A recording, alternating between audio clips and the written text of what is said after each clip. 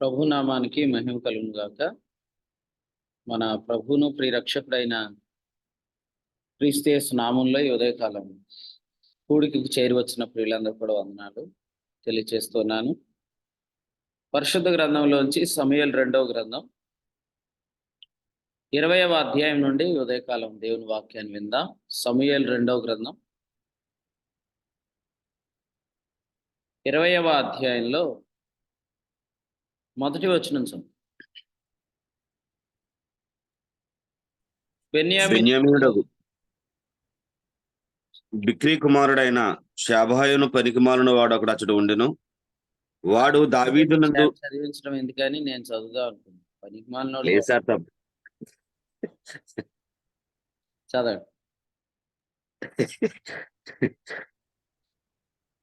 వాడు దావీదునందు మనకు భాగము లేదు, యెషయా కుమారుని యందు మనకు శ్వాసము ఎంత మాత్రమును లేదు. ఇశ్రాయేలు వారులారా, మీరందరూ మీ మీ గుడారములకు పొండని బాకా ఊది ప్రకటన చేయగా చాలండి. ఇశ్రాయేల్ చూడండి, దైవ గ్రంథంలో ఈ ఉదయకాలం మనం చదివిన వాక్య భాగంలో ఒక పనికిమాలిన వాడి గురించి వ్రాయబడింది. రెండవది ఒక యుక్తిగల స్త్రీ గురించి వ్రాయబడింది. పనికిమాలిన వాడేమో స్వాస్థ్యము దావీదులో మనకు లేదు, యెషయి కుమారుని యందు మనకు స్వాస్థ్యము లేదని చెప్తున్నాడు.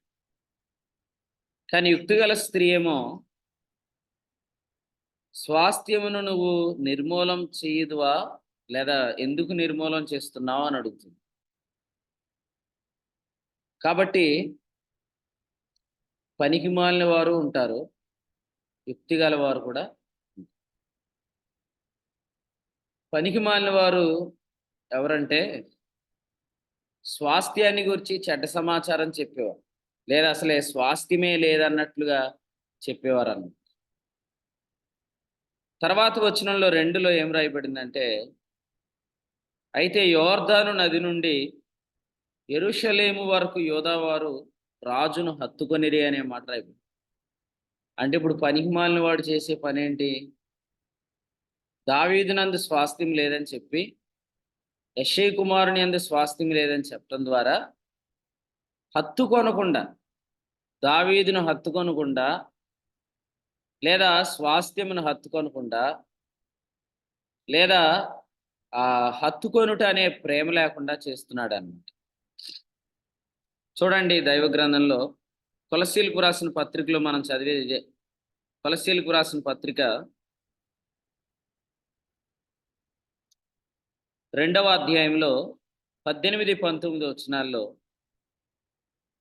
శిరస్సును హత్తుకొనని వాడు అనే మాట రాయబడి, శిరస్సును హత్తుకొనని వాడు దావీదును యోధా మొదలుకొని యెరూషలేం వరకు హత్తుకున్నారు.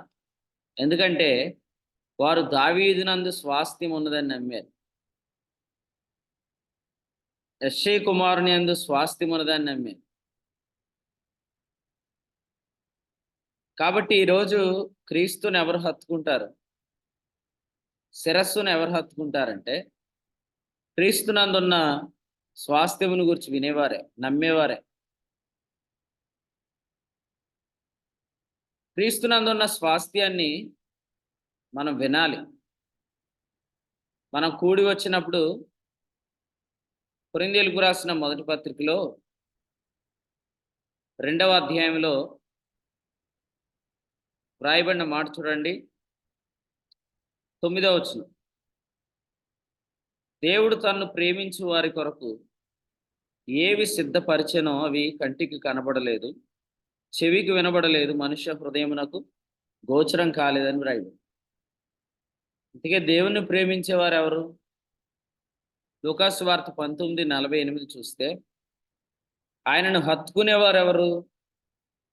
ఆయనను ప్రేమించేవారు ఎవరంటే, ఆయన హత్తుకునేవారు ఎవరంటే ఆయనలో స్వాస్థ్యం ఉంది, ఆయనలో స్వాస్థ్యం ఉంది అని నమ్మి ఆయన సన్నిధికి వచ్చేవారు.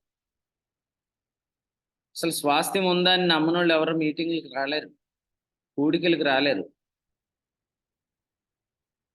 స్వాస్థ్యం ఉందని నమ్మేవాడే రాగలడు అన్నమాట. హెబ్రీయులకు రాసిన పత్రిక 11వ అధ్యాయం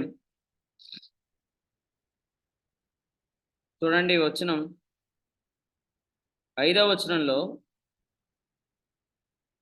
ఏం రాయబడిందంటే 5 కానీ లేకపోతే వచనం 6 చూడండి. దేవుని యొద్దకు వచ్చువాడు ఆయన ఉన్నాడనియు తన్ను వెదకు వారికి స్వాస్థ్యము లేదా ఫలము దయచేయువాడనియు నమ్మవలను కదా. హనోకు దేవుణ్ణి ఎలా వెంబడించాడు, లేదా హనోకు దేవునితో ఎలా నడిచాడు? మనం దేవుని సన్నిధికి ఆసక్తిగా ఎలా రాగలం, లేదా ఎప్పుడు నిర్లక్ష్యం చేస్తాం అనంటే ఆయన యందు మనకు స్వాస్థ్యం ఉన్నదని మనం నమ్మనప్పుడు, ఆయన యొద్దకు వస్తే ఫలం ఉంటుందని మనం నమ్మనప్పుడు. కాబట్టి ఉదయకాలం దైవ కుమారుల ఉత్సవాల్లో స్వాస్థ్యం లేదు అనుకునేవారు ఎవరు రాలేరు. కానీ స్వాస్థ్యం ఉన్నదని నమ్మిన వాళ్ళు, ఆయన వద్దకు వచ్చి వారికి ఆయన ఫలం దయచేస్తాడని నమ్మిన వారు తప్పకుండా చేరి వస్తారని. మిమ్మల్ని ఎవరో ప్రభువుని హత్తుకోకుండా చేస్తున్నారు, మిమ్మల్ని ఎవరో శిరస్సును హత్తుకోకుండా చేస్తున్నారు. ఇంకా చెప్పాలంటే సమాజముగా కూడుట మానేటట్లు చేస్తున్నారు. హెబ్రీ 10:24. వాడి పేరే పనికిమాలిన వాడు బిక్రీ కుమారుడైన షభ అనే మాట చూస్తాం. అంటే ఈ పనికిమాలినోడి వల్ల వాళ్ళ నాన్నకు కూడా పేరు వచ్చిందన్న. వాళ్ళ నాన్న పేరు కూడా ఇక్కడ మెన్షన్ చేశారు. మీరు ఆలోచన చేయండి, ఈ దినాల్లో మీతో స్వాస్థ్యం ఉన్నదని ఎవరు చెప్తున్నారో వారు మిమ్మల్ని ప్రభువును హత్తుకునేటట్లు చేస్తున్నారు. అంటే వారు మీ బహుమానాన్ని అపహరించేవారు కాదు. మీరు కిరీటం పొందుకోవాలని, ఆ దినమందు మీరు సిగ్గుపరచబడకూడదని మిమ్మల్ని స్వాస్థ్యమును హత్తుకునేటట్లు చేస్తున్నవారు మీ బహుమానమును అపహరించేవారు కారు అనే మాట చూస్తాం. తెస్సలోనికైలకు రాసిన పత్రికలో పౌలు గారు చెప్పిన ఒక మాట చూద్దాం రండి. తెస్సలోనికైలకు రాసిన మొదటి పత్రిక 3వ అధ్యాయం 12-13 వచనాల్లో ప్రభు అయిన యేసు తన పరిశుద్ధులందరితో వచ్చినప్పుడు మన తండ్రి అయిన దేవుని ఎదుట మీ హృదయములను పరిశుద్ధత విషయమై అనింద్యమైనదిగా ఆయన స్థిరపరచుటకై అని. అంటే దేవుని పిల్లలు యేసు ప్రభు మరలా వచ్చినప్పుడు పరిశుద్ధత విషయంలో వారి హృదయాలు అనింద్యముగా ఉండాలని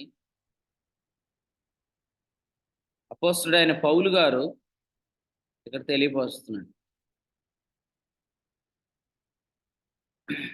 నేను మొన్న ఒక ప్రశ్న అడిగాను, మీకు గుర్తుందో లేదు. ఒకవేళ మనం దేవుని చేత వాడబడకపోతే, లేదా సత్కార్యాల్లో మనకు పాలు పంపులు లేకపోతే పరిశుద్ధత విషయంలో నింద వేయొచ్చా అని మిమ్మల్ని అడిగాను. అంటే మనం పరిశుద్ధంగా ఉండట్లేదు కాబట్టి ప్రభు మనల్ని వాడుకోవట్లేదు అని నింద వేయొచ్చా అని అంటే కొందరు వేయొచ్చు అన్నారు, కొందరు వేయకూడదు అన్నారు. అయితే ప్రభు మాత్రం మరలా వచ్చినప్పుడు ఎవరైతే ఆయన సన్నిధి నిలబడబోతున్నారో వారి ద్వారా దేవుడు ఏ కార్యాలు జరిగించకపోతే, ఎందుకంటే మీరు ఇదే వచనం కాదు, పేతురు పత్రిక కూడా చదవండి. పేతురు పత్రికలో కూడా పరిశుద్ధులుగా ఉండండి అని చెప్పిన తర్వాత, పరిశుద్ధులుగా ఉండండి సమస్త ప్రవర్తన 1:16 అని చెప్పిన తర్వాత క్రియలను బట్టి తీర్పు తీర్చువాడు తండ్రి అని రాసి. కాబట్టి సత్క్రియలు మన ద్వారా జరగనప్పుడు, దేవుని ఆత్మ మనల్ని వాడుకున్నప్పుడు, ఒకవేళ మనం ఇలాగ అన్నాం అనుకోండి, దేవుడు నిన్ను వాడుకోవట్లేదు కదా, మేబీ ఒకవేళ నువ్వు దేవుని కొరకు నమ్మకంగా ఉండట్లేదా, నువ్వు ప్రత్యేకంగా ఉండట్లేదా, నువ్వు అపవిత్రతలో కొనసాగుతున్నావా అని అంటే ఖచ్చితంగా బాధపడతారు. బాధపడటమే కాదు, వాక్యంతో బాధ పెడుతున్నారు అని కూడా చెప్తారు. కానీ యేసుక్రీస్తు ప్రభు వచ్చినప్పుడు ఆ దినాన్న కొందరు సత్క్రియలు లేనివారుగా, పరిశుద్ధుల నీతి క్రియలు లేనివారు, కొదువైన వారుగా ఎవరైతే కనబడతారో వారు పరిశుద్ధత విషయంలో నిందను అనుభవిస్తారు అని వాక్యం చెప్తుంది. కానీ పౌలు ఏం చెప్తున్నాడు తెస్సలోనికైలో ఉన్న సంఘంతో? ఆ దినాన్ని మీరు పరిశుద్ధత విషయంలో నిందలేని వారు ఉండాలి అంటున్నారు. అంటే మీ కిరీటం మీరు పోగొట్టుకోవద్దు, మీకు రావాల్సిన బహుమానం మీరు పోగొట్టుకోవద్దు. కిరీటం పోకూడదు, బహుమానం పోకూడదు. ఆ దినాన్న ఆయన రాకడను అపేక్షించే వారికి ఆయన సిద్ధపరిచే కిరీటం అని చెప్పాడు కదా, తిమోతి 2వ పత్రిక 4:8. అది పోగొట్టుకోకూడదని ఆశపడేవాళ్ళు ఉన్నారు. ఆ దినమందు ఆయన రాకడేందు సిగ్గుపడకూడదని యోహాను కూడా చెప్పాడు. అదే యోహాను గారు 3వ పత్రికలో ఏమన్నాడు చూడండి. పేతురు గారు ఏమన్నారంటే 2వ పత్రిక 1వ అధ్యాయం 11లో ఆయన నిత్యరాజ్యంలో ప్రవేశం మీకు సమృద్ధిగా అనుగ్రహించబడును అన్నాడు. యోహాను గారు ఏమన్నారంటే చూడండి, యోహాను రాసిన పత్రికలో 2వ పత్రిక అనుకుంటా 1వ అధ్యాయం 8లో మీరు పూర్ణ ఫలం పొందినట్లు జాగ్రత్తగా చూచుకొనుడి అన్నాడు. అలాగే బోయాజు రూతుతో ఏమన్నాడు? ఆయన నీకు సంపూర్ణమైన బహుమానం ఇచ్చును అన్నాడు 2:12.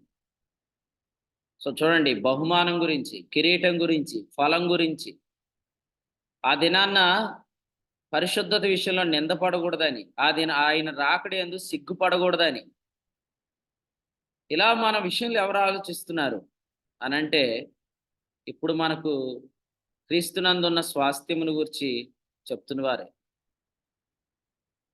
ఆయన యందు మనకు స్వాస్థ్యం ఉన్నది. మరలా జ్ఞాపకం చేస్తున్నాను, ఈ పరిచర్యలో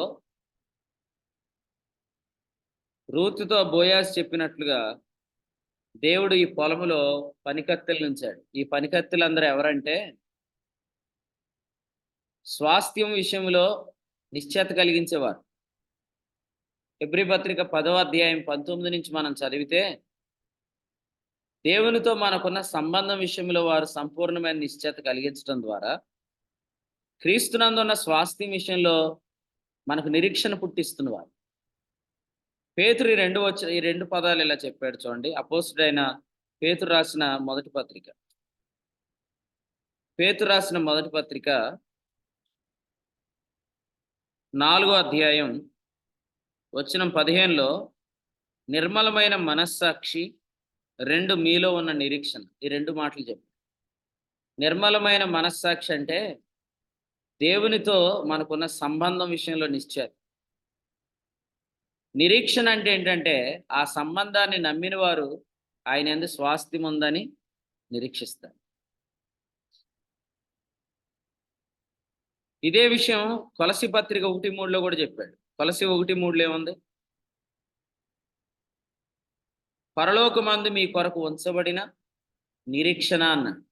పరలోకంలో మనకు ఉంచబడిన నిరీక్షణ ఏంటి? పరలోకంలో మనకేముంది? ఇదే 3:4లో చెప్పాడు కదా, 3:3లో పరలోకమందు మీ జీవము అన్నాడు. అంటే పరలోకమందు ఉన్న జీవమును గూర్చిన నిరీక్షణ. అసలు ముందు పరలోకంలో జీవమును గూర్చిన నిరీక్షణ మనకు కలగాలంటే ముందు మనం పరలోకంలో ఉన్న సంబంధాన్ని నమ్మాలి. అయితే పనికిమాలిన వాళ్ళు ఏం చేస్తున్నారు? పరలోకంలోనే మనకు స్థానం ఉందని డౌట్ క్రియేట్ చేసేస్తున్నారు. ఇంకా ఆయన యందు స్వాస్థ్యం ఉందని వాళ్ళు చెప్పరు. స్వాస్థ్యం ఉందని చెప్పకపోతే మనకు తెలియకుండానే మనకు దేవుడు అనుగ్రహించే పట్టణాలను మనం నిర్మూలన చేసుకుంటాం. కొరింథీయులకు రాసిన పత్రిక చూడండి, 2వ పత్రిక 10వ అధ్యాయం 15వ వచనంలో లేదా వచనం 14లో మీరు చదివితే ఆయన కొలిచి ఇచ్చాడు అనే మాట 13లో చెప్పాడు. దేవుడు మాకు కొలిచి ఇచ్చిన మేర, దేవుడు మాకు కొలిచి ఇచ్చిన మేర. మనకెవరేమిస్తున్నారు అనేది కాదు, అసలు దేవుడు ఏమిస్తున్నాడు, దేవుడు ఏ అవకాశాలు ఇస్తున్నాడు, దేవుడే తలంపులు ఇస్తున్నాడు, దేవుడు ఎవరు వ్యక్తుల్ని ఇస్తున్నాడు, దేవుడు ఎటువంటి నడిపింపిస్తున్నాడు, ఇది చాలా ప్రాముఖ్యమైనది. దేవుడు మాకు కొలిచి ఇస్తున్న మేర, దేవుడు మాకు కొలిచిస్తున్న మేరలు, పట్టణాలు. యోవాబుతో ఆ యుక్తిగల స్త్రీ అంటుంది, ఇశ్రాయేలు పట్టణంలో ప్రధానమైన వాటిని లేదా ప్రధానమైన దాన్ని నువ్వు నిర్మూలం చేయదువా అంటు. స్వాస్థ్యమును హత్తుకొనకుండా వెలివేస్తున్న పనికిమాలిన వాడు మన జీవితాల్లో ఎవరు? ఈ ఉదయకాలం ఆలోచించండి. విశ్వాస విషయంలో సంపూర్ణమైన నిశ్చయత కలిగిస్తే అది నిర్మలమైన మనస్సాక్షి అన్నాడు. ఆ విశ్వాస విషయంలో సంపూర్ణమైన నిశ్చయత కలిగితే అసలు ఆయన యందు మనకు ఫలం ఉందని నమ్మకం కలిగింది, అప్పుడు మనం తప్పకుండా చేరువస్తాం.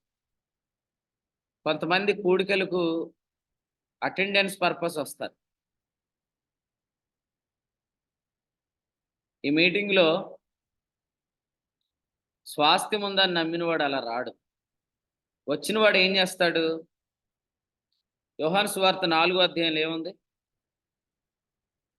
నిత్య జీవార్థమైన ఫలము సమకూర్చుకొనుట అనే పదం ఉంది. 4:36 యోహాను సువార్త. నిత్య జీవార్థమైన ఫలం సమకూర్చుకొనుట. నేను జాయిన్ అవ్వకపోతే, నేను ఈ పరిచర్యలో సహకారిని కాదనుకుంటారేమో. నేను జాయిన్ అవ్వకపోతే నా మీద డౌట్ వస్తుందేమో. నేను జాయిన్ అవ్వకపోతే నన్ను దుష్టుడు వాడుకుంటున్నాడని తెలిసిపోతుందేమో. ఆయన ఎవరైనా జాయిన్ అవుతున్నారా? మీకు ఒకటి చెప్తున్నాను, మీరు వస్తారు కానీ మీరు వాక్యం వినలేరు. మీరు ఉండలేరు కూడా ఇందులో, ఈ మీటింగ్లో. కేవలము మన సంఘాలు, మన పరిచర్యలు స్వాస్థ్యం ఉందని నమ్మేవారితోటే నింపబడును కాదు. స్వాస్థ్యం ఉందని నమ్మి వచ్చిన వారు మాత్రమే ఆయన మాట వినగలుగుతారు. మిగిలిన వాళ్ళకి ఆయన మాట కంటే వేరే వేరే ఉద్దేశాలు ఎక్కువ ఉంటాయి. పేతురు తన పత్రికలో ఏం చెప్పాడు? 2వ పత్రికలో, పేతురు రాసిన 2వ పత్రిక 1వ అధ్యాయం వచనం 19, వాక్యమందు లక్ష్యముంచిన ఎడల మీకు మేలు అన్న. వాక్యమందు లక్ష్యముంచిన ఎడల మీకు మేలు అన్న.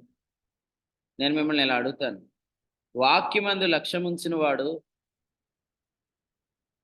వివాద సహితుడా, వివాద రహితుడా? వాక్యమందు లక్ష్యముంచిన వాడు, వాక్యం మీదనే మనసు పెట్టినవాడు, కొలసి పత్రిక 3:1 ప్రకారం వివాదాల జోలికి వెళ్తాడా? అసలు వాక్యం మీద లక్ష్యం పెడితే నాకు పాట ఇవ్వలేదని, నన్ను ముందు పెట్టట్లేదని ఇవన్నీ ఉండవు. ఏ బ్రదర్, ఎవరికైనా ఉంటుందో ఎలాగో చెప్పండి? వాక్యం వినటానికే వస్తున్నప్పుడు, వాక్యం మీద లక్ష్యం ఉంచడానికే వస్తున్నప్పుడు మీలో ఎవరికైనా ఇదివరకు మీకు ఉన్న అలకలు ఉండే కదా, అలక అంటే ఏంటంటే నా పేరేం చెప్పట్లేదేంటి, నన్ను ఎక్కడా గుర్తించట్లేదేంటి అని అలిగేవారు ఎవరికైనా ఆ బుద్ధి మారినట్టు అనిపించిందా? ఎవరైనా సాక్ష్యం చెప్పండి, ఆలోచన చేయండి. వాక్యం మీద మనకు లక్ష్యం లేనప్పుడు ఈ పరిస్థితులన్నీ వచ్చేస్తాయి. ఇప్పుడు సీట్ రాని రాజకీయ నాయకులను అందరినీ బుజ్జగిస్తున్నట్లుగా సంఘాలు ఎలాగైపోయినాయి అంటే, అలుగుతున్న వారిని బుజ్జగించే పరిచర్యలు.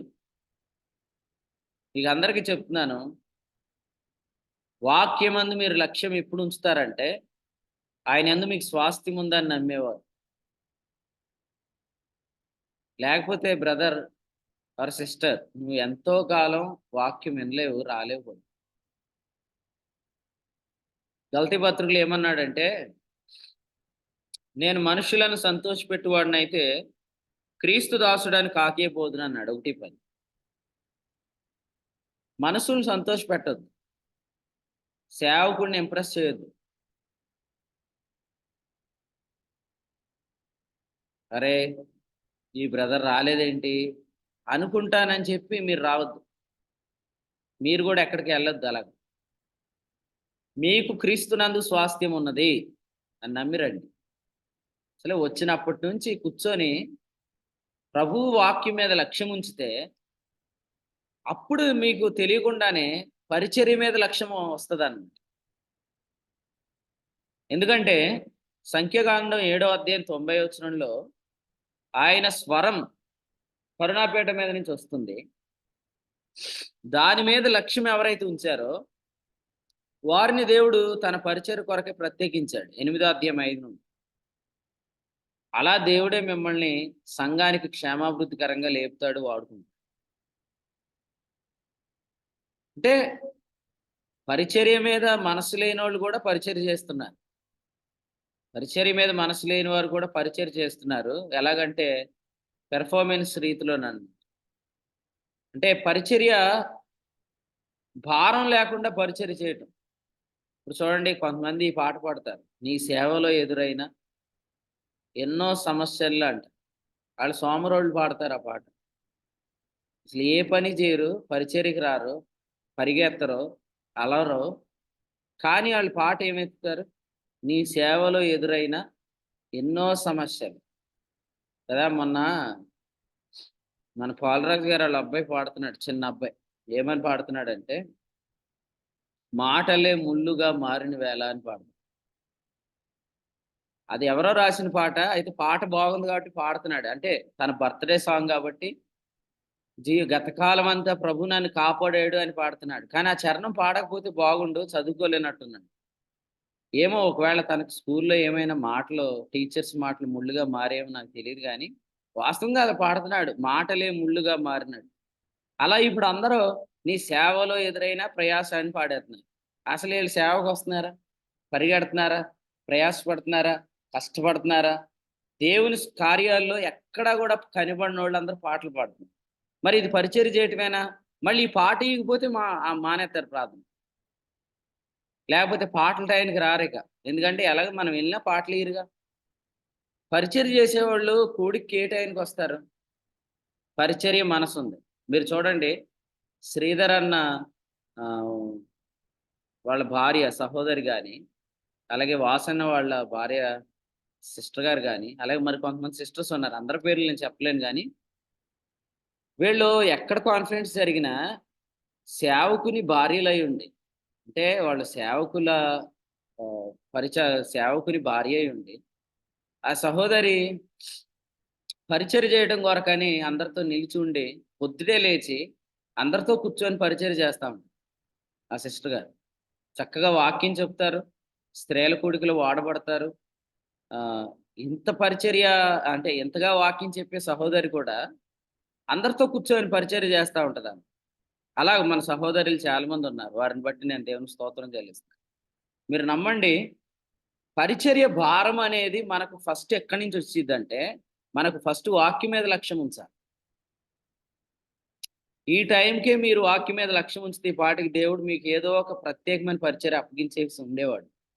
అప్పగించుంటే కొంతమంది అంటారు, అసలు నాకు ఏముందని నేను రావాలంటారు. ఏముందని అంటే ఏంటి దాని అర్థం?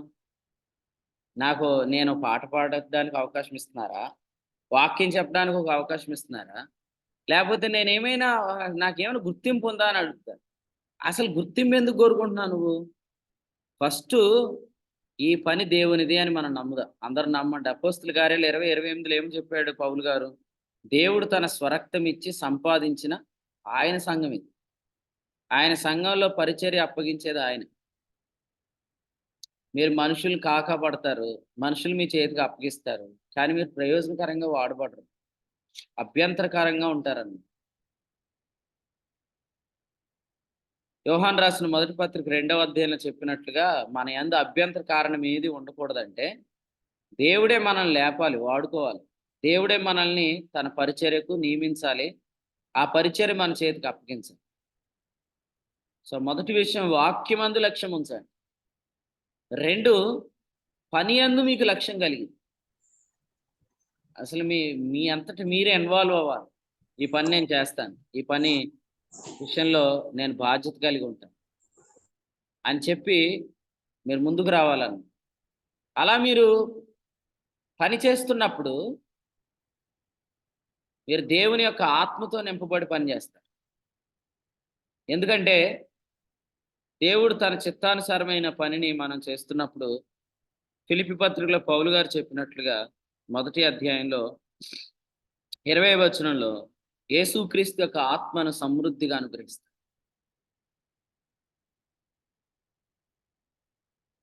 ఇప్పుడు మీ చేతికి పని అప్పగించింది నేననుకోండి, మీకు ఆత్మ నడిపింపు ఎవరు ఇవ్వాలా?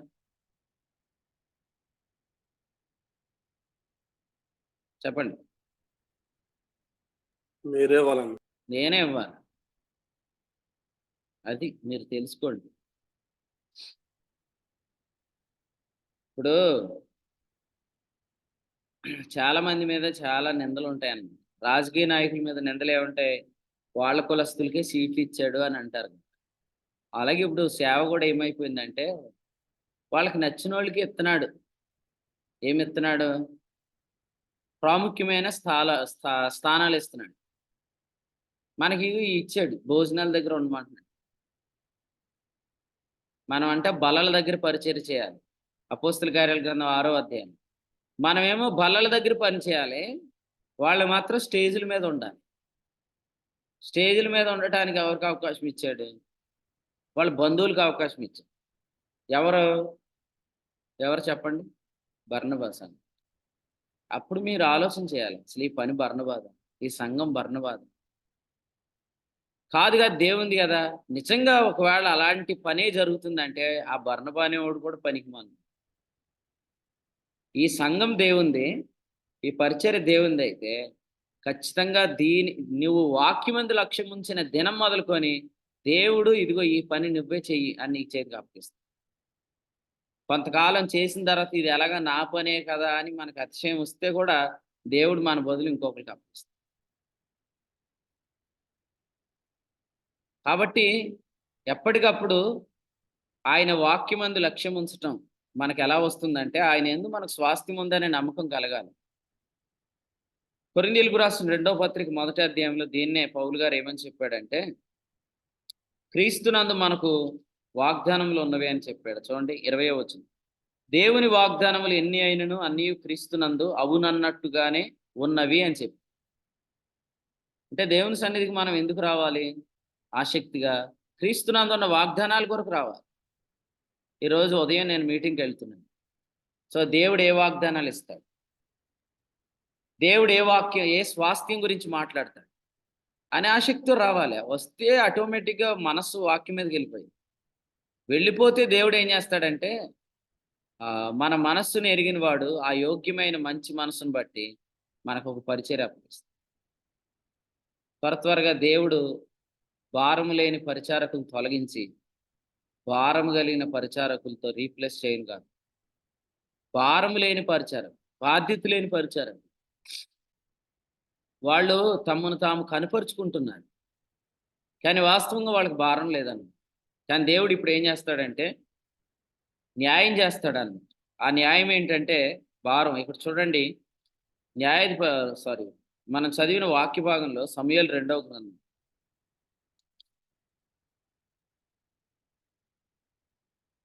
దావీదు ఒక వ్యక్తికి పని అప్పగించాడు.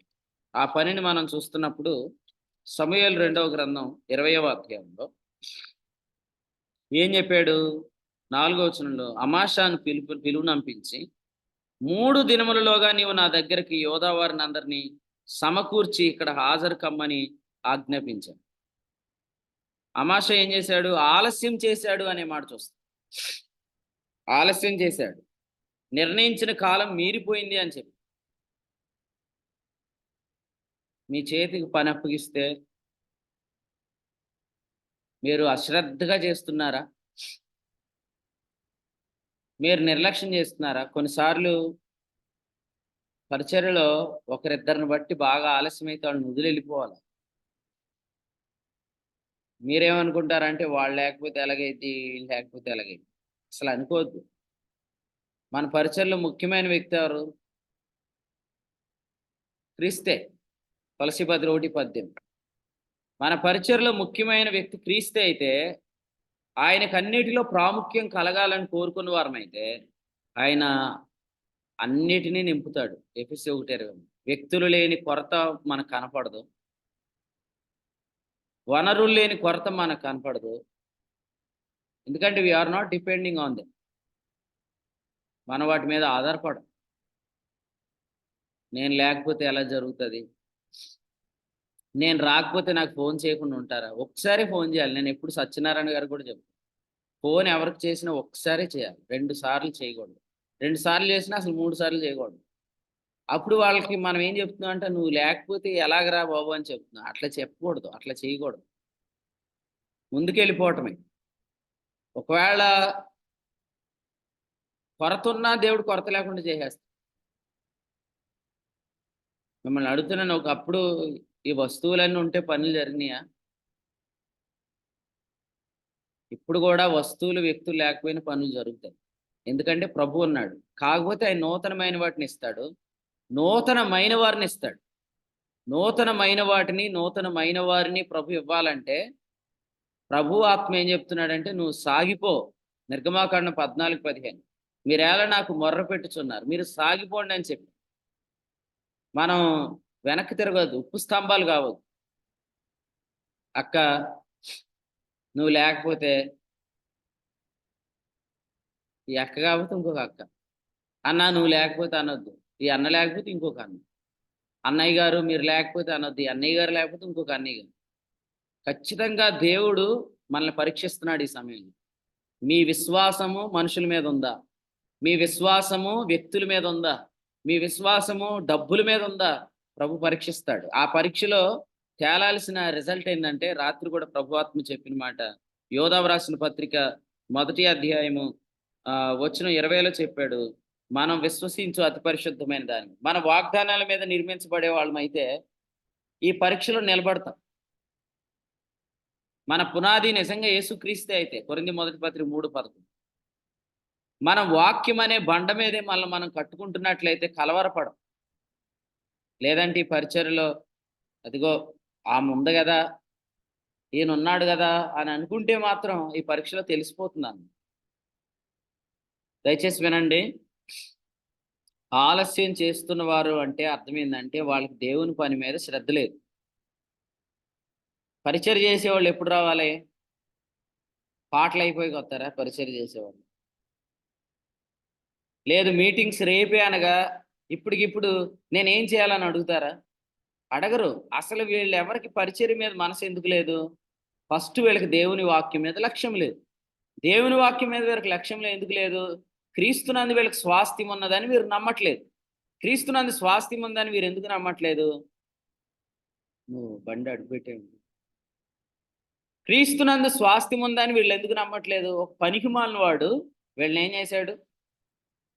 దావీదునందుకు మనకు స్వాస్థ్యం లేదు, యెషయా కుమారుని అందు మనకు భాగం లేదని చెప్పి వీరిని కలవరపరిచాడు.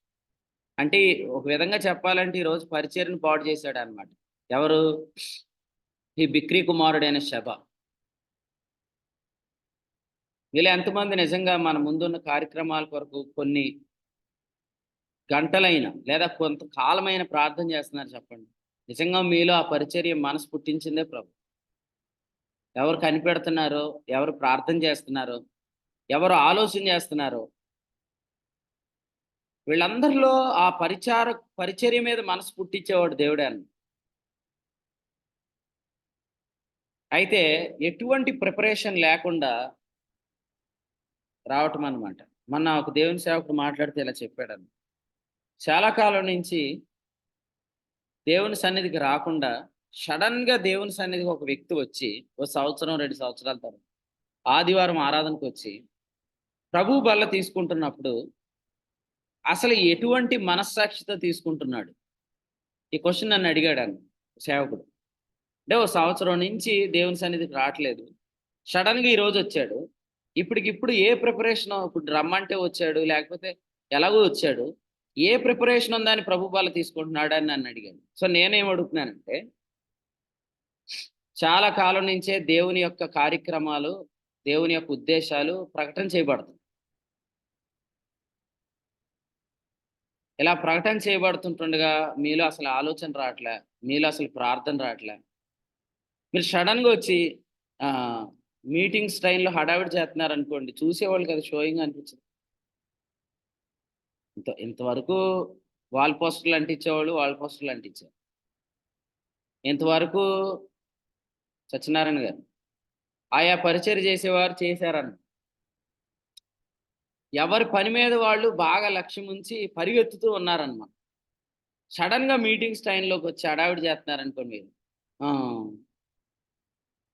అన్నా ఈ మైక్ ఎక్కడ పెట్టానా, ఈ స్టేజ్ ఎక్కడ వేసానా, లేకపోతే అది అక్కడ ఉంచేనా అని అన్నారనుకోండి, చూసేవాళ్ళకి ఎలాగ ఉంటుంది, మీరు యాక్షన్ చేస్తున్నట్టు ఉంటుంది. అట్లా ఉండకూడదు. మీరు ముందు నుంచే ప్రార్థన చేయాలి. ఫస్ట్ ఏ ఏ పనైనా దేవుడు మనకి భారం ఉంచితే మనలో ప్రార్థన అనేది స్టార్ట్ అయింది. ప్రభా ఇదిగో నీ కార్యాలు జరుగుతున్నాయి.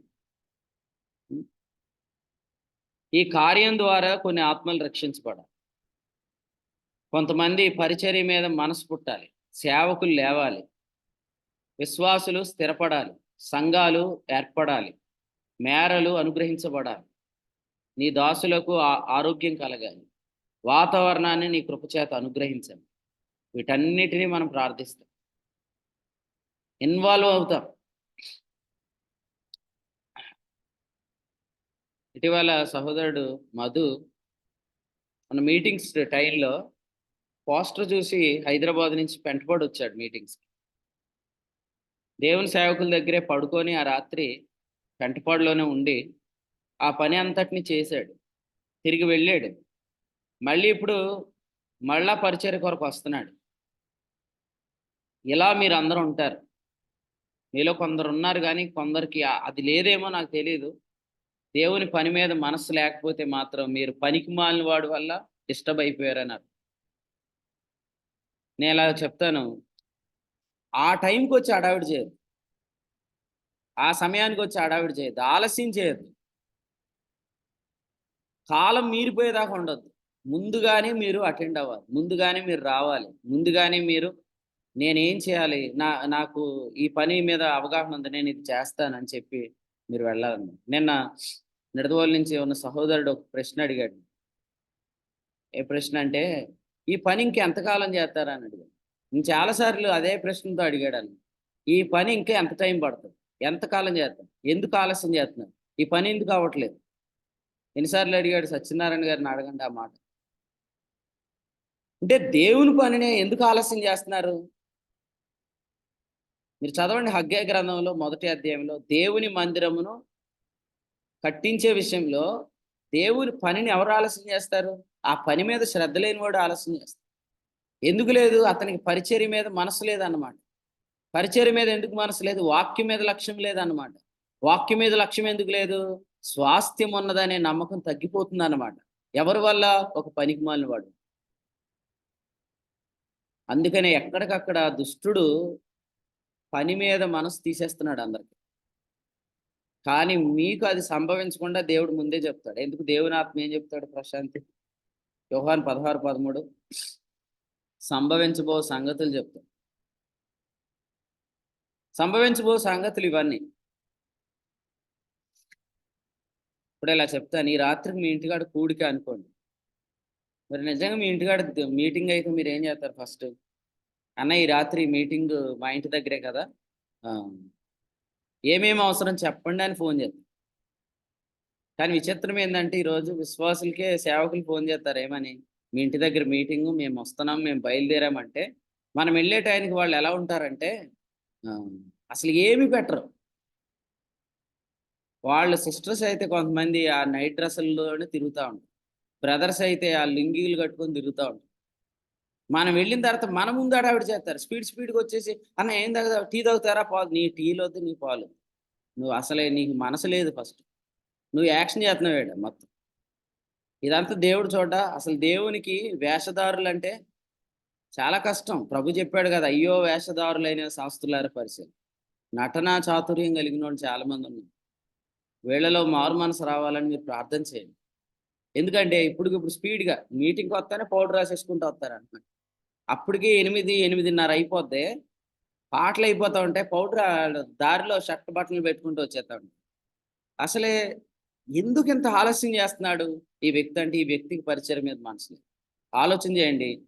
ఆలస్యము దేవుని పని విషయంలో ఎవరు చేస్తున్నారో, హగ్గయి ఒకటి చెప్పాడు.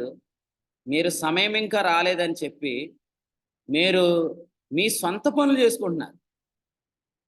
సొంత పనుల విషయంలో ఎంత ఆసక్తిగా ఉన్నారు కదా. ఈ సమ్మర్ వస్తుందంటేనే చాలా మంది ఏం చేశారు, ముందుగానే ఏసీలు కొనుక్కున్నారు లేదు.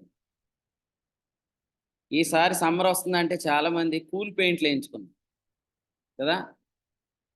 నెక్స్ట్ వర్షాల కాలం వస్తుందంట, కొంచెం ఈ నేల కొంచెం కిందకి అయిపోయింది, మెరకలు కట్టారు.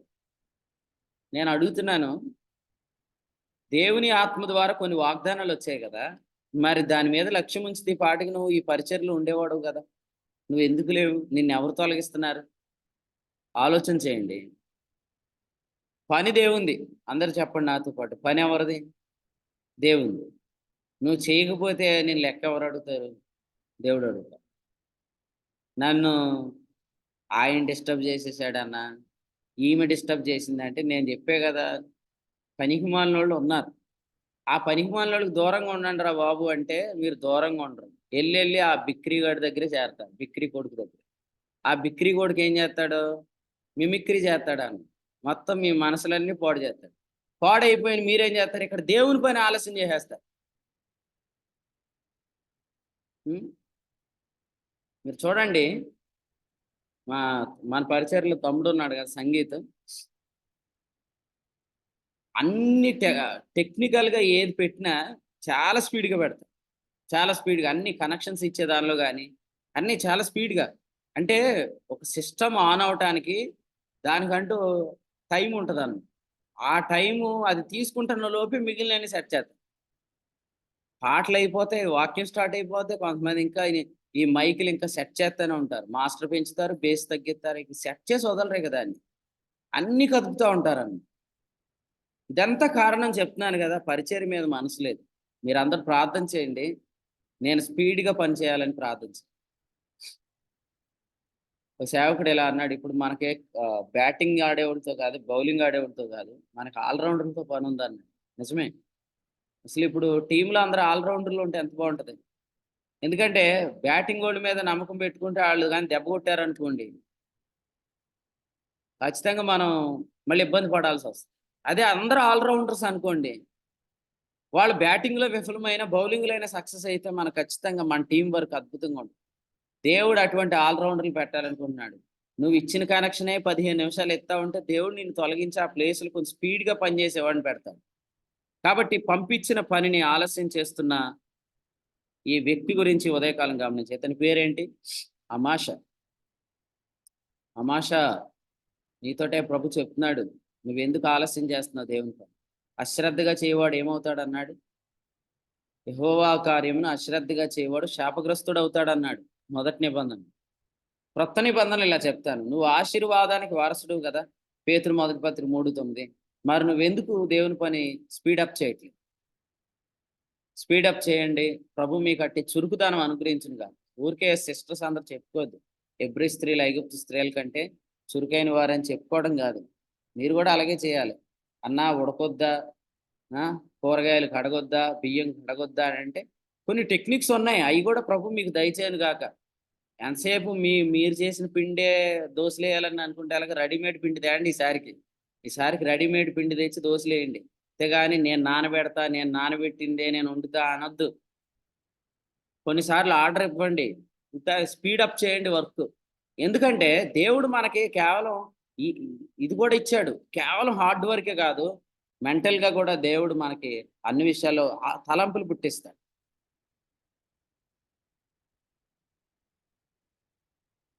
మీరు చూడండి, అబ్రహాము ఆ మోరియా పర్వతం మీదకెళ్ళినప్పుడే దేవుడేం చేశాడు?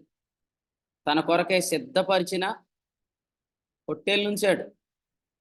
మీకు తెలీదు, మీకు గాని పరిచర్య మీద మనసుంచితే రెడీమేడ్‌గా దేవుడు ఏముంచాడో వాటిని మీ చేతికి అప్పగిస్తాడు. వాటిని వాడండి ఈసారి. లేదన్నా నేను మీటింగ్‌లకి ముందే మొక్కుకున్నాను. ఏం మొక్కుకున్నావు? నేను తయారు చేసిందే, నేను చేసిందే. పోనీ నువ్వు చేసింది రావాలిగా. మొన్న ఒకళ్ళు ఇలా అన్నారనమాట. మీరు మందిరంలో ఆయా ఇటుకలు వాడొద్దు ఈ పని చేసినప్పుడు. మా ఇటుకలే వాడండి అన్నా.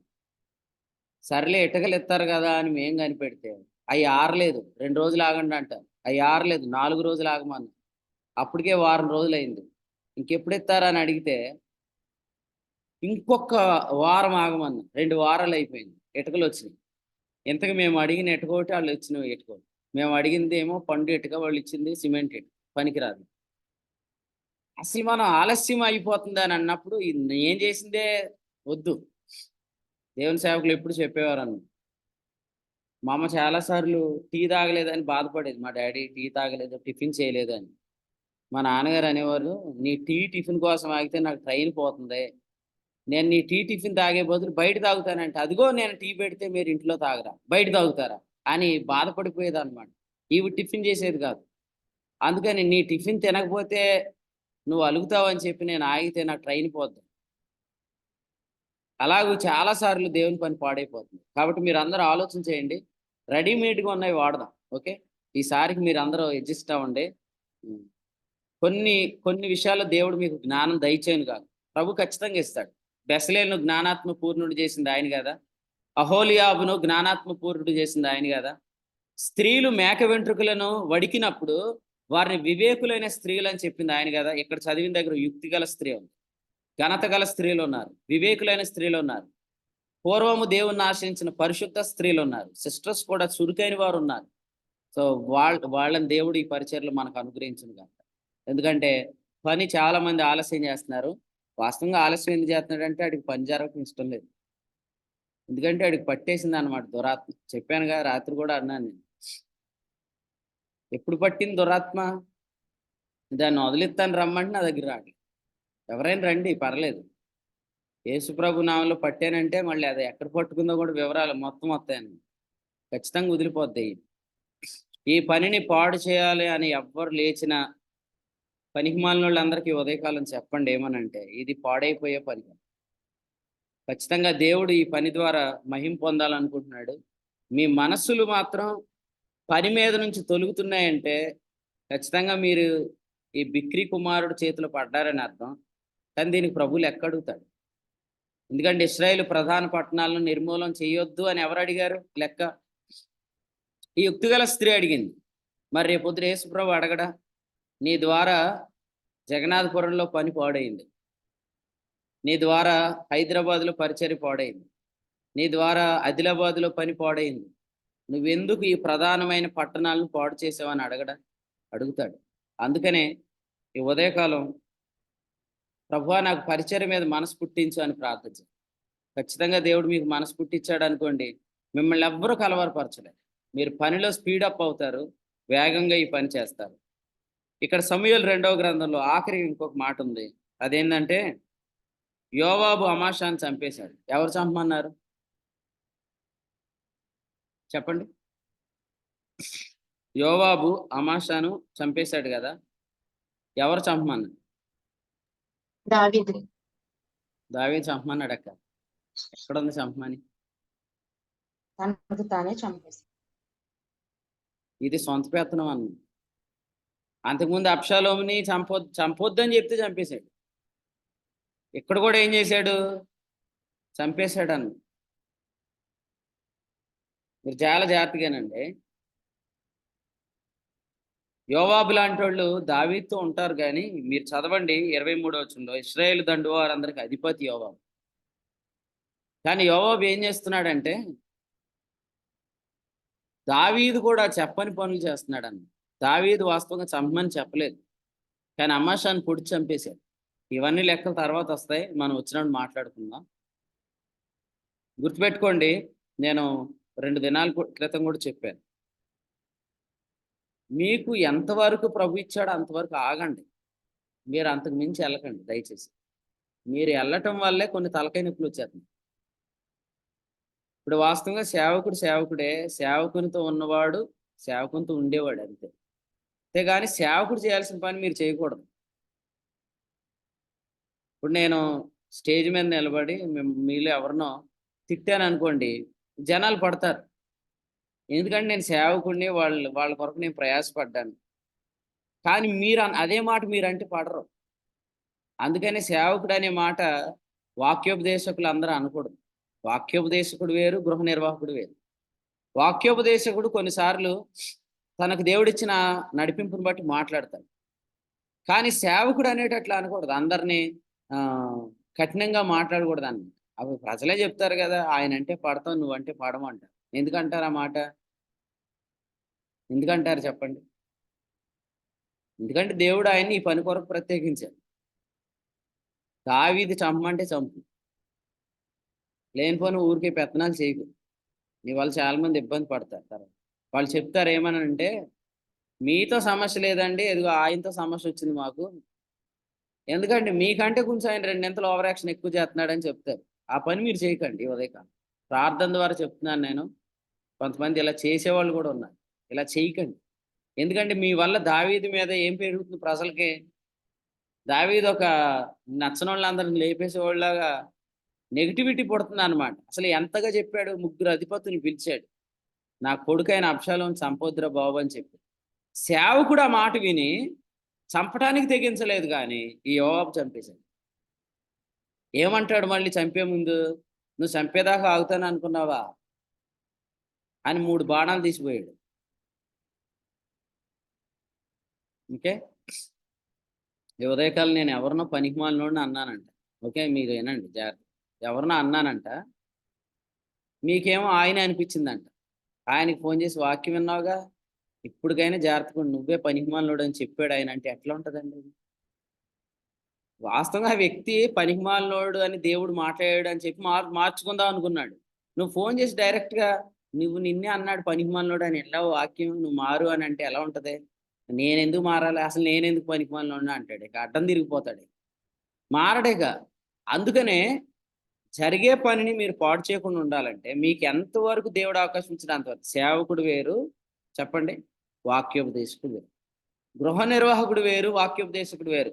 గృహ నిర్వాహకుడు అంటే పడతారు, కానీ వాక్యోపదేశకులు అందరూ ఎవరిని పడతాడు అంటే పడరు.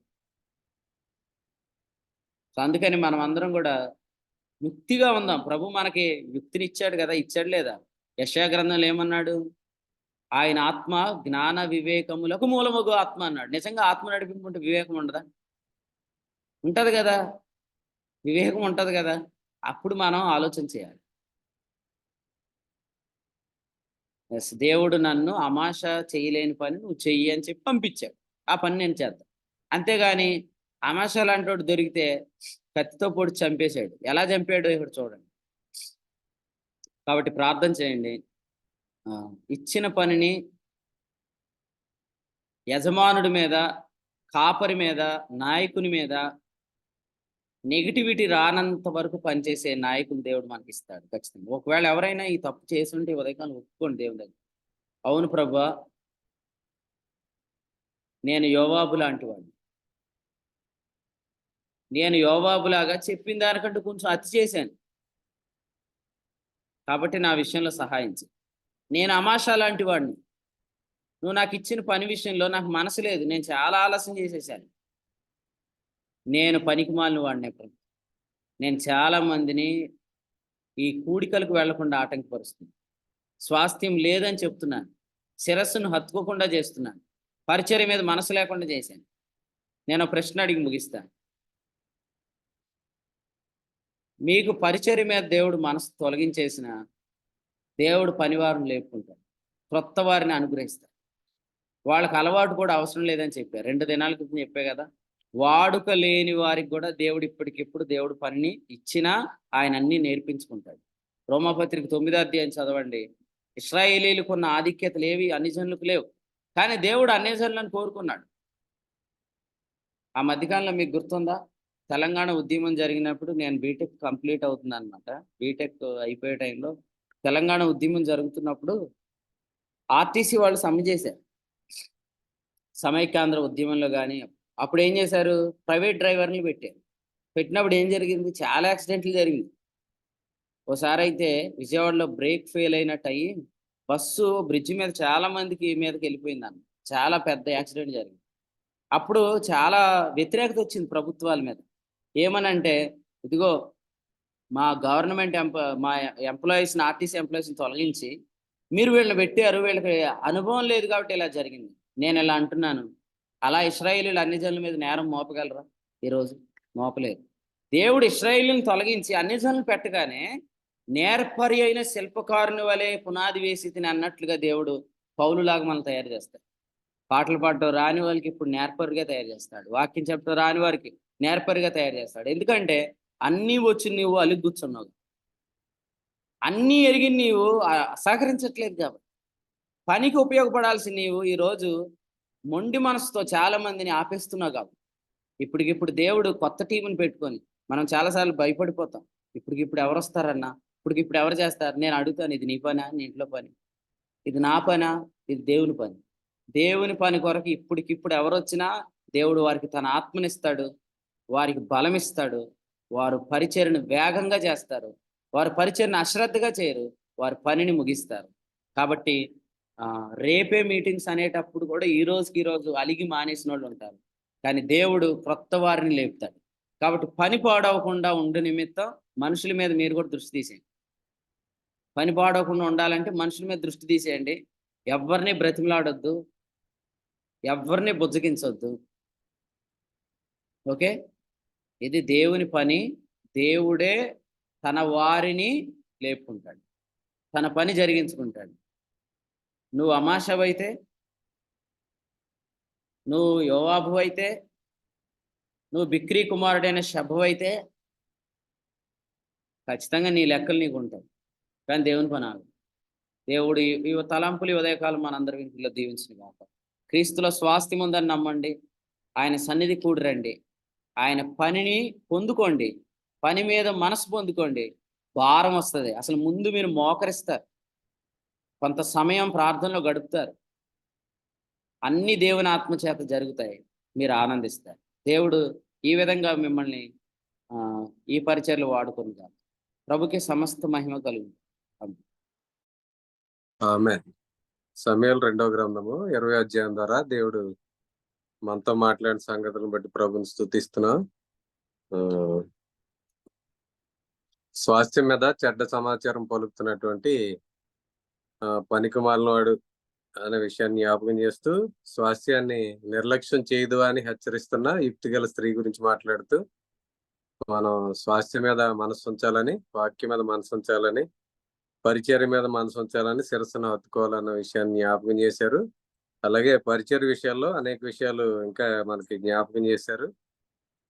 ఆలస్యం చేయకూడదని, అలాగే సొంత పెత్తనాలు చేయకూడదని, మనుషుల మీద ఆధారపడకుండా మనం ప్రభు మీద ఆధారపడి ముందుకు కొనసాగాలన్న విషయాన్ని, ఇంకా పరిచర్య విషయాల్లో మనకు ఎదురయ్యే సేవకులకి, అలాగే పరిచర్య చేస్తున్న వారికి ఎదురయ్యే అనేక అనుభవాలలో ఏ విధంగా మనం ముందుకు నడవాలన్న విషయాన్ని మరి ఉదయకాలం మంది వర్తమానం ద్వారా మనం నేర్చుకున్న సంగతులను బట్టి ప్రభుని స్తుతిస్తూ, విలువైన వర్తమానం అందించిన దేవుని సేవకులు కూడి పక్షంగా వందనాలు తెలియజేస్తున్నాను. ముగింపు ప్రార్థనతో ఈ కూడికను ముగింపు చేసుకుందాం. ఈ రోజు సాయంత్రం నిడదవోలు 5:30కి, అలాగే రాత్రి 8 గంటలకి నల్లజర్లో జరిగే పరిచర్ల కొరకు ప్రార్థన చేయండి. వీలు కలిగిన వారు పాలు పంపులు పొందండి. ఈ సమయంలో ముగింపు ప్రార్థన దేవుని సేవకులు పెంటపాడులో పరిచర్య చేస్తున్న రాజేష్ గారు ముగింపు ప్రార్థన చేస్తారు. ఈ పరిచర్లో 5 విధాలుగా సహకరించిన ప్రియులకు ప్రభునామములో వందనాలు తెలియజేస్తున్నాను. ఇవి ఇప్పటి వరకు ఆసక్తి వర్తమానమైన ప్రియులకు కూడా వందనాలు తెలియజేస్తున్నాను. రాజేష్ గారు ప్రార్థన చేస్తారు. కూడికను ముగింపు చేసుకుందాం. వందనాలండి. వందనాలండి. పరిశుద్ధుడు తండ్రి, ప్రేమమేడమైన దేవా, మేము స్తుతిస్తున్నాం, మీ నామాన్ని కనపరుస్తున్నాం. మమ్మల్ని ప్రేమించి మాకు అనుగ్రహించిన ఈ సమయాన్ని బట్టి, మంచి సమయాన్ని బట్టి కృతజ్ఞతలు చెల్లిస్తున్నా. జీవించడానికి నాయన మీరు మాకు అనుగ్రహించిన సంగతులన్నిటికై స్తోత్రాలు. ఈ ఉదయకాలం సమూయేలు 2వ గ్రంథం 20వ అధ్యాయం నుంచి నాయన మీరు అందించిన సంగతులను బట్టి మీకు స్తోత్రాలు. నాయన సభ అనువారు ఉన్నారు, వారు పనికిమాలిన వారని నాయన, వారు దావీదును హత్తుకోకుండా, దావీదును చేరుకోకుండా, దావీదు మీద మనసు లేకుండా అనేక మందిని నాయన దూరం చేయాలని ప్రయత్నిస్తున్న వారని ఆయన మీరు మాకు నేర్పించినందుకు మీ స్తోత్రాలు. దావీదు నాయన మా ప్రభువా, నాయన మిమ్మల్ని శిరస్సు, సంగమునకు శిరస్సు అయిన మిమ్మల్ని హత్తుకోకుండా మమ్మల్ని చేసేవారు శబలాంటి వారు ఎవరైనా ఉంటే నాయన అటు వారి విషయంలో మేము నాయన మెలకువ కలిగి ఉండాలని మీరు మాకు తెలియజేసినందుకు మీకు స్తోత్రాలు. అలాగనే పని విషయంలో ఆలస్యం చేసే అమాష వంటి వారు కూడా ఉన్నారు నాయన. అటు వారిని బట్టి మేమేమి చింతపడక నాయన ధైర్యంగా మిమ్మల్ని ఆనుకొని ముందుకు సాగటానికి మీరు సహాయం చేస్తారని, ఆ ప్లేస్లో అప్పటికప్పుడే ఆత్మ ప్రేరేపణ కలిగి మీరు కొంతమందిని లేపుతారని, వారు చక్కగా పనిచేసేవారుగా ఉంటారని మీరు తెలియజేసినందుకు మీకు స్తోత్రాలు. మాత్రమే కాదు, యోబు లాంటి వారు చెప్పిన దానికంటే ఎక్కువ చేసేవారు, ప్రతిదాన్ని తమ చేతుల్లోకి తీసేసుకునేవారు లాంటి వారు కూడా ఉంటారని నాయన, వారు అట్టివారు కూడా ప్రభా మరి ఆటంకాలుగానే ఉంటారని మీరు తెలియజేసినందుకు మీకు స్తోత్రాలు చెల్లిస్తున్నాం. నేను ఎలాగున చెప్పిన దాన్ని చెప్పినట్టుగా చేసే మంచి పరిచారకులను, మంచి సహాయకులను నాయన మీరు ఆ ఆత్మ ద్వారా నడిపింపు కలిగిన వారిని మీరు లేపుతారని మీరు మాకు తెలియజేసినందుకు మీకు స్తోత్రాలు చెల్లిస్తున్నాం. ఇటువారు అమాష లాంటి నిర్లక్ష్యం కలిగిన వారు, నాయన శవ లాంటి నాయన పనికిమాలిన వారు, శిరస్సును హత్తుకోకుండా చేసేవారు, అలాగనే నా ప్రభా యోబు లాంటి నాయన ఎక్కువగా ప్రభా అవరాక్షణ చేసేవారు సంఘాలలో ప్రభా, తామే సమస్తం అన్నట్టుగా చేసేవారిని మా సంఘాలలో మీరు లేకుండా చేదురుగాకని నాయన మీ సన్నిధిలో ప్రార్థన చేస్తున్నాం. క్రమంగా ఆయన శిరస్సును హత్తుకుంటూ వాక్యాన్ని వింటూ ఆత్మ నడిపింపు చేత పరిచర్లో గాని, వారికి అప్పగించిన పనిలో గాని నమ్మకంగా సాగిపోయే వారిని మీరు మాకు అందిస్తారని నమ్మి మిమ్మల్ని వేడుకుంటున్నాం. అలాంటి వారిని మా మధ్య చాలా మంది ఉంచినందుకు మిమ్మల్ని స్తుతిస్తూ, మీ నామాన్ని కనపరుస్తూ, మీ కృతజ్ఞతాస్తుతులు స్తోత్రాలు చెల్లిస్తూ ఉన్నాం. మీరు అందించిన ఈ సందేశాన్ని బట్టి మీ కృతజ్ఞతలు చెల్లిస్తూ, మేము కూడా బాధ్యత కలిగిన మేము కూడా ఎవరి కొరకు ఎదురు చూడకుండా నాయన ధైర్యంగా నాయన మిమ్మల్ని బట్టి నిలవబడి ముందుకు సాగిపోవటానికి నాయన ఆత్మ నడిపింపు కలిగిన వారు ఖచ్చితంగా వివేకం కూడా కలిగి ఉంటారని మీరు తెలియజేశారు. ఆ వివేకంతో మీరు అనుగ్రహించే వివేకంతో మేము ముందుకు సాగిపోవటానికి మీ అత్యధికమైన కృపను కుమ్మరించండి. ఎవరి గురించి ఎదురు చూడక, ఎవరిని బతిమాలకుండా, నేను ఎవరి మీద మనసు పెట్టుకోకుండా కేవలం మీ మీద మాత్రమే లక్ష్యం ఉంచి కార్యాలు జరిగించడానికి మీ కృపను కుమ్మరించమని, మమ్మల్ని అందరినీ దీవించి నడిపించమని, మా ముందున్న 14వ తారీఖు రాజమండ్రి పరిచర్య కొరకును, నాయన 16, 17 ఇంజనీరింగ్ పరిచర్యల కొరకును, 26 నుంచి జూన్ 1వ తారీఖు వరకు ఉన్న పరిచర్యల కొరకును, నేను అలాగే జూన్ మొదటి వారంలో ఉండిలో జరగబోయే పరిచర్య కొరకును ప్రార్థన చేస్తున్నాం. వీటన్నిటిలో అత్యధికమైన విజయం ప్రభువా మీరు మాకిచ్చి మమ్మల్ని విజయోత్సవంతో ఊరేగిస్తారని మిమ్మల్ని స్తుతిస్తూ మీ నామాన్ని గణపరుస్తూ ఉన్నాం. ఈ కార్యాలన్నిటి ద్వారా మా ప్రభువుని ఇంకా ఎక్కువగా హత్తుకునే వారిని మీరు లేపుతారని, హత్తుకోకుండా చేసేవారిని, పనికిమాల వారిని మీరు లేకుండా చేస్తున్నారు. అందుకు మీకు స్తోత్రాలు.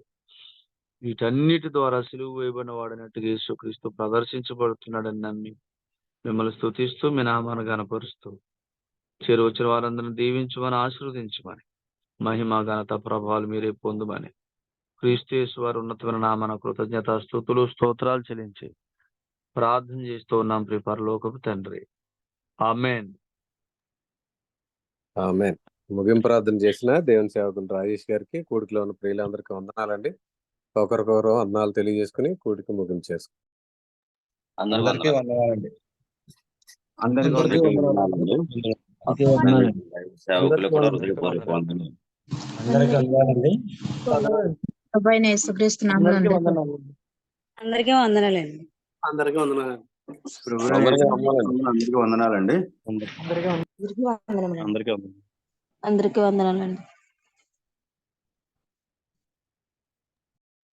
వందనాలు. అందరికీ వందనాలండి.